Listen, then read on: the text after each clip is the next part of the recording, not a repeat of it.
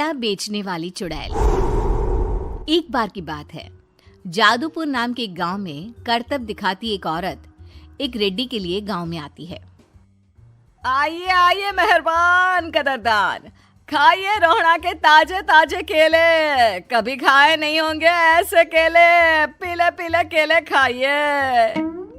ये कहकर रोहड़ा हाथों में 4 केले लिए उन्हें सर्कल में जोर जोर से हवा में उछालती हुई करतब दिखाती है, जिसे देखकर आसपास के सारे बच्चे अपने अपने मम्मी पापा से उस औरत के पास जाने की जिद करने लग जाते हैं। पापा, ऐसा तो सर्कस में बॉल से होता है ना, ये आंटी तो केले से कर रही है। चलिए ना पापा, देखते हैं। रोहड़ा एक पतली सी तार पर चलती हुई केलों से करतब दिखाती है। आते जाते सभी लोग बाहर रुककर उसके करतब देखते हैं और वाह वाही करते नहीं थकते। जैसे ही एक आदमी पास आकर उसे पैसे देने लग जाता है, तब वो कहती है, अरे नहीं नहीं साहब, मैं करतब तो बच्चों के मन को बहलाने के लिए करती हूँ। धंधा तो मेरा केले का है। पीछे देखो मेरी रिड्डी, जो भी मेरे केले खाएगा मेरी तरह चुस्त दुरुस्त और तंदुरुस्त हो जाएगा। पता चलता है क्या कि मेरी उम्र 55 की है। अरे पर ऐसे ठंड के मौसम में कोई केला क्यों खाएगा? ये ऐसे वैसे केले नहीं है साहब, ये शरीर में गर्मी देते हैं। ठंड को दूर भगाए जो भी रोहिणा के केले खाए।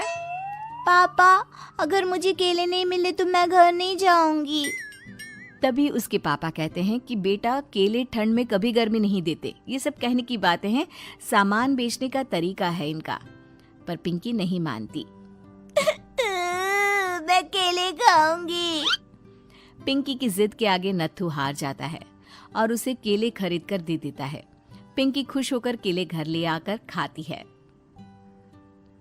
अब मैं भी करतब करूंगी, कितना मजा आएगा। जादुई केले।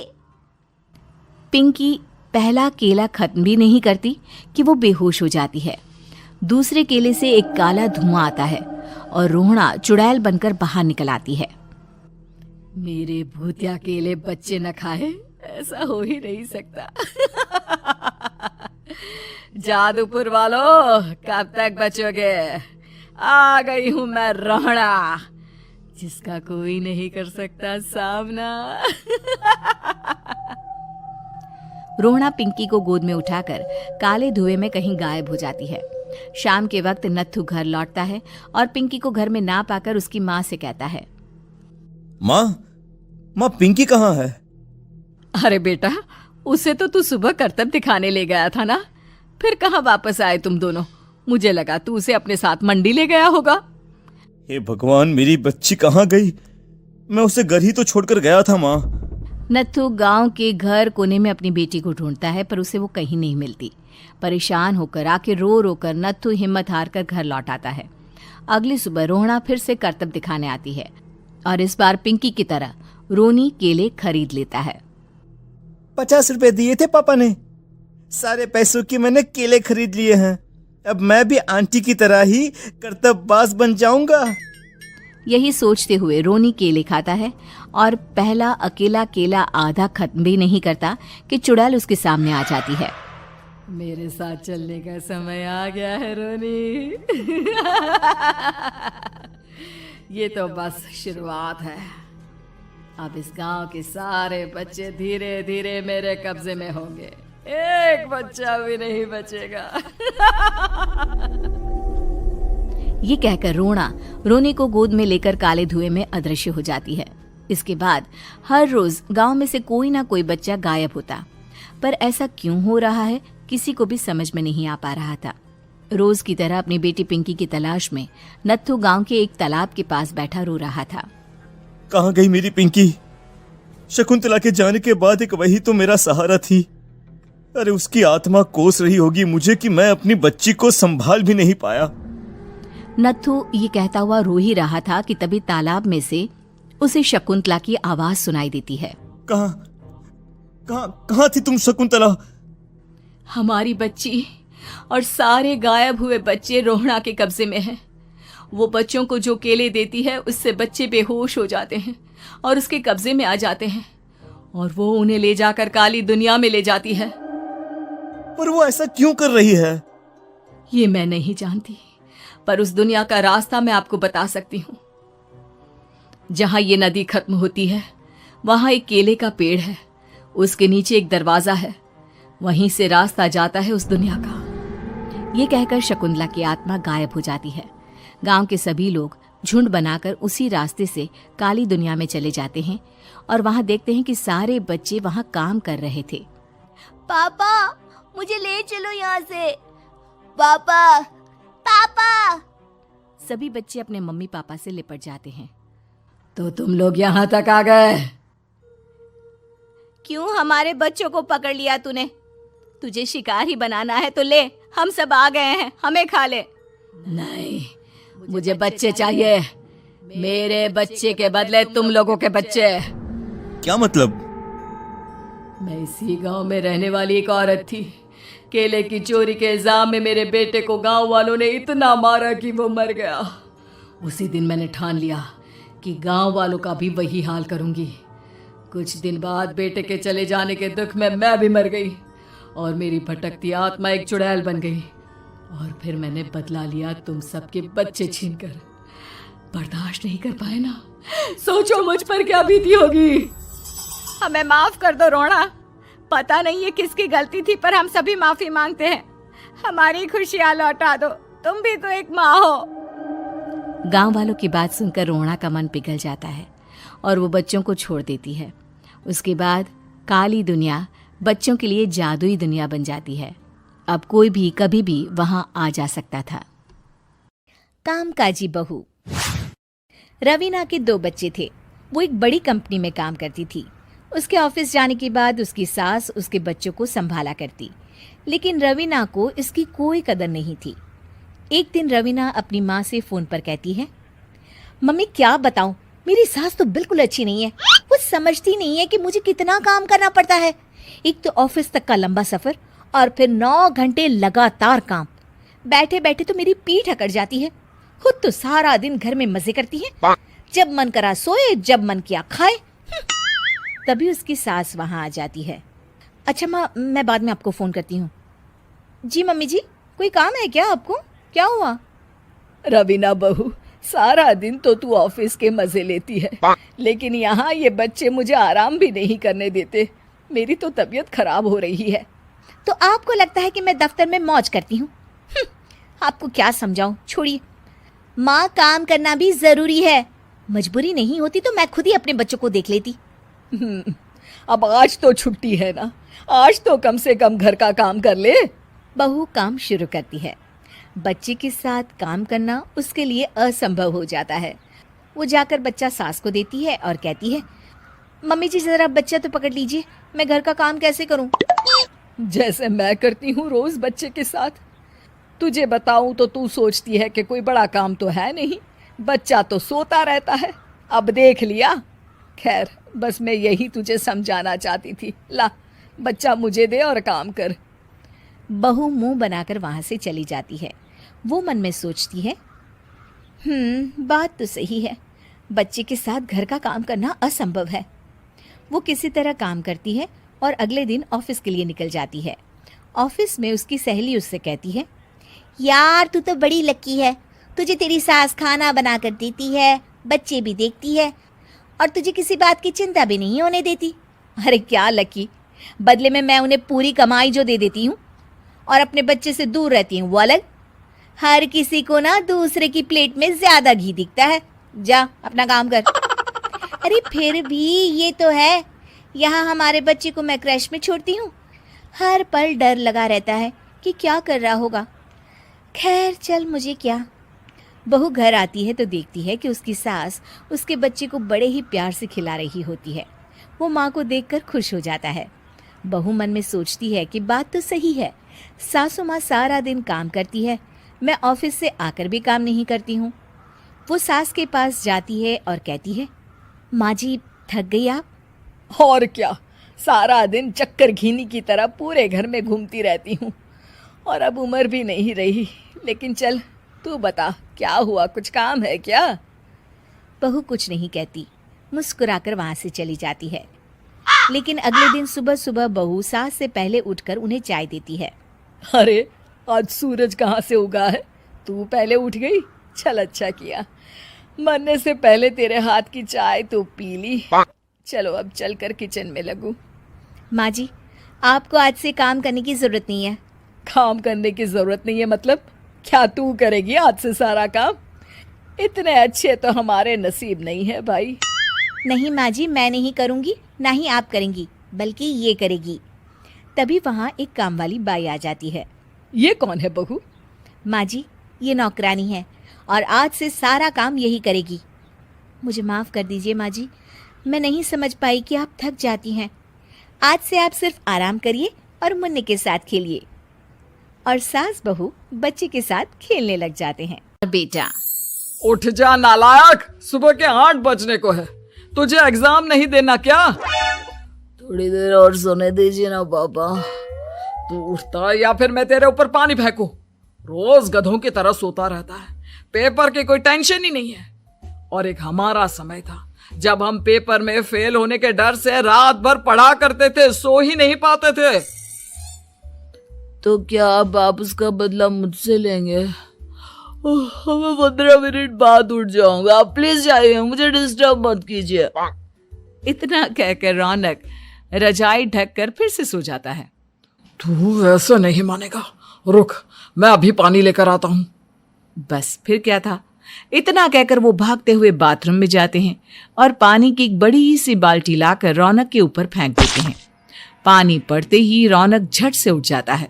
ये आपने क्या किया पापा? अब तो उठेगा नहीं तो यही करना पड़ेगा ना। वैसे थैंक्स डैड, आपके कारण ना अब मुझे नहाने की भी जरूरत नहीं पड़ेगी। चलिए अब आप माँ से बोलकर मेरे कपड़े निकलवा दीजिए, तब तक मैं ब्रश कर लेता हूँ। वैसे कल ना आप एक काम और करना, नहलाने के साथ साथ मुझे ब्रश भी करवा देना। ये ब्रश करने में ना मुझे बहुत आलस आता है। रौनक की बातों से अरविंद का मुंह खुला का खुला रह जाता है। वो अपनी पत्नी कमला के पास जाता है और रौनक की हरकतों के बारे में बताता है, जिसे सुन उसकी पत्नी हंसने लगती है। तुम अपने बेटे को समझाने के बजाय हंस रही हो। रौनक बच्चा है, धीरे धीरे सुधर जाएगा, आप क्यों उसके पीछे पड़े रहते हो? अभी नहीं सुधरेगा तो कब सुधरेगा? 10वीं क्लास में है रौनक, वो अब कोई बच्चा नहीं रहा। अरविंद की इतना बोलते ही वहां रौनक भी आ जाता है। क्या डैड, मैंने आपको एक काम दिया था, वो भी नहीं हुआ आपसे। अरे क्या हुआ बेटा? माँ, मैंने डैड से बोला था कि वो आपको बोलकर मेरे स्कूल की यूनिफॉर्म निकाल दे, लेकिन मेरे पीछे पड़ने के अलावा इनसे एक काम ढंग से नहीं होता। देख रही हो कमला, देख रही हो अपने लाडले को? अरे आप चुप रहिए जी। चलो बेटा, मैं तुम्हें कपड़े निकाल कर दे देती हूँ बस। ऐसे ही साल पर साल बीतते जाते हैं, लेकिन रौनक के रवैये में कोई बदलाव नहीं आता। वो पहले से भी ज्यादा आलसी और पूरी तरह अपने माता पिता पर निर्भर हो जाता है। 2 साल बाद पता नहीं कहाँ गायब रहता है पूरे दिन, अब तक तो आ जाना चाहिए था। अरे आप इतनी फिक्र क्यों कर रहे हैं उसकी? दोस्तों के साथ खेल रहा होगा, आ जाएगा अभी। ये कोई टाइम है खेलने का? 10 बजने वाले हैं, इतनी रात में कौन खेलता है? कमला कुछ कहती उससे पहले ही रौनक वहां आ जाता है। मम्मी जल्दी से खाना लगा दो, बहुत भूख लग रही है। तुम्हें तब तक खाना नहीं मिलेगा जब तक तुम बता नहीं देते कि इतनी रात गए कहां से आ रहे हो। ओ प्लीज डैड, अब आप एसी पे प्रद्युमन बनकर मेरे सर पर बंदूक लेकर मत बैठ जाना। अपनी फालतू की बकवास बंद कर और बता कहां से आ रहा है। माँ अब समझाइए ना डैड को। बता देना बेटा, इनको भी तसल्ली हो जाएगी। आप बोल रही हैं तो बता देता हूँ, मैं दोस्तों के साथ मूवी देखने गया था, इसलिए देर हो गई। तो इन सब चीजों में मेरे पैसे उड़ाता है। कभी 1 रुपया कमाने के बारे में सोचा है तूने? जब देखो हवा की तरह पैसे उड़ाता रहता है। माँ अब आप इन्हें चुप करा दीजिए, वरना ना मुझे गुस्सा आ जाएगा। अच्छा क्या कर लेगा? बता ना क्या कर लेगा तू? वैसे बात तो ठीक ही है, मैं कर ही क्या सकता हूँ? पैसे तो फिर भी मैं आपसे ही मांगूंगा ना। चलिए अब ये सब बात छोड़िए और मम्मी मेरे लिए खाना लगा दीजिए। अभी लगा देती हूँ बेटा। मैं बता रहा हूं कमला, एक दिन ये ऐसे ही बिगड़ जाएगा। ओफो, आप क्यों इतना पीछे पड़े रहते हो मेरे बच्चे के? बात की बाद में देखेंगे, अभी आप शांति से उसे खाना खाने देंगे? अगले दिन, डैडी मुझे 10,000 रुपए चाहिए। हाँ? अब इतने पैसे क्यों चाहिए तुझे? डैड, आप बिना सवाल किए कभी पैसे नहीं दे सकते क्या? जब तक तू बताएगा नहीं तुझे पैसे भी नहीं मिलेंगे। अरे, अब आप अपने बेटे को पैसे भी नहीं दे सकते? नालायक, तेरी उम्र के लोग नौकरी करते हैं और एक तू है जो नौकरी करने का नाम ही नहीं लेता कभी। आप लोगों के होते हुए भला मैं नौकरी क्यों करूं? अरे हम कब तक पैसे देंगे तुझे? तुझे भी तो अपने पैरों पर खड़ा होना होगा ना। कौन सा उधार के पैरों पर खड़ा हूं? अपने ही तो पैरों पर खड़ा हूं मैं। इसी तरह रौनक दिन प्रतिदिन लापरवाह होता जाता है। उसकी लापरवाही को देखते हुए अरविंद और कमला अपने बेटे की शादी कराने का फैसला लेते हैं और 1 महीने के अंदर अंदर ही रौनक की शादी मेघा नाम की लड़की से करा देते हैं। शादी के कुछ दिन बाद, रौनक, मुझे एक अच्छी सी साड़ी चाहिए, आप ला दोगी ना? हाँ, क्यों नहीं। कितने तक की आती है साड़ी? यही करीब 5,000 तक की। तुम चिंता मत करो, मैं आज ही डैडी से पैसे मांगकर तुम्हारे लिए साड़ी ले आऊंगा। आप कब तक ऐसे ही अपने पापा से पैसे मांगते रहेंगी? कोई अच्छी सी नौकरी क्यों नहीं कर लेते आप? अरे डैड के होते हुए मुझे नौकरी करने की जरूरत ही क्या है? पर आप ऐसे कब तक उनसे पैसे मांगते रहेंगे? कुछ आपको अपने दम पर भी तो करना होगा ना। अब तुम भी बाकी लोगों की तरह मुझे ज्ञान देना शुरू मत कर देना। साड़ी चाहिए ना तुम्हें, मिल जाएगी बस।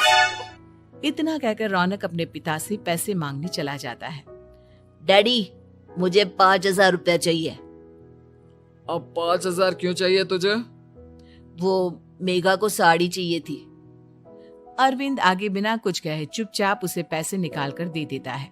कुछ दिन बाद, तुम्हें नहीं लगता कमला, रौनक हम पर पहले से भी ज्यादा डिपेंड हो गया है? मुझे तो अब उसके भविष्य की चिंता होने लगी है। कल को हमें कुछ हो गया तो वो क्या करेगा? काश तुमने पहले ये सोच लिया होता तो आज हमारा बेटा इतना लापरवाह नहीं होता। तब मुझे कहाँ पता था कि मेरा लाड प्यार उसे इतना बिगाड़ देगा कि वो इस हद तक लापरवाह बन जाएगा। कोई बात नहीं, अभी भी देर नहीं हुई। मुझे पता है उसे कैसे सुधारा जा सकता है। कैसे? अरविंद कुछ कहता उससे पहले रौनक वहां आ जाता है और पैसों के लिए हाथ फैलाने लगता है। डैड, मैं और मेघा बाहर घूमने जाना चाहते हैं। अरे वाह, ये आज सूरज कहाँ से निकला है? Dad please. अच्छा चलो अब मुद्दे की बात करो। मुझे अब 25,000 चाहिए। अब तुम्हें 1 रुपया भी नहीं मिलने वाला। अगर तुम्हें पैसों की इतनी ही जरूरत है तो कोई ढंग की नौकरी कर लो। मम्मी, आप कुछ कहिए ना डैड को। बेटा, वो गलत क्या बोल रहे हैं? ये सब हम तेरे भले के लिए ही तो कर रहे हैं। मम्मा, मैंने बताया ना आपको, मुझे नहीं करनी कोई जॉब वॉब। तो ठीक है, निकल जाओ हमारे घर से। तुम्हारे जैसे लोगों के लिए मैंने ये घर खड़ा नहीं किया है। जितना ये घर आपका है ना, उतना ही मेरा भी है। मैं कहीं नहीं जाने वाला। जाना तो पड़ेगा ही तुझे, क्योंकि अब मैं तेरा कोई भी खर्चा नहीं उठाने वाला। ठीक है, मत उठाइए मेरा खर्चा, मैं अपने दम पर भी जी सकता हूँ। तो बेशर्मों की तरह अब तक यहाँ क्यों खड़ा है? अपना सामान ले और निकल जाए यहाँ से। रौनक पैर पटकते हुए वहां से चला जाता है। घर से निकालना जरूरी है क्या उसे? बिना पैसों के कौन रखेगा उसे किराए पर? अगर उसका भविष्य सुधारना है तो हमें अपने दिल पर पत्थर रखकर ये कदम उठाना ही होगा।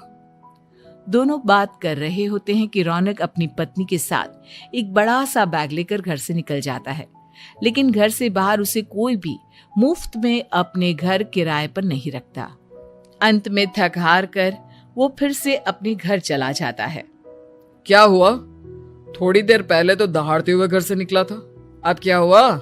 नहीं रखा ना किसी ने तुझे किराए पर? डैड प्लीज, मैं कुछ दिनों में कोई अच्छी सी नौकरी शुरू कर दूंगा। आप तब तक तो हमें रख लीजिए प्लीज।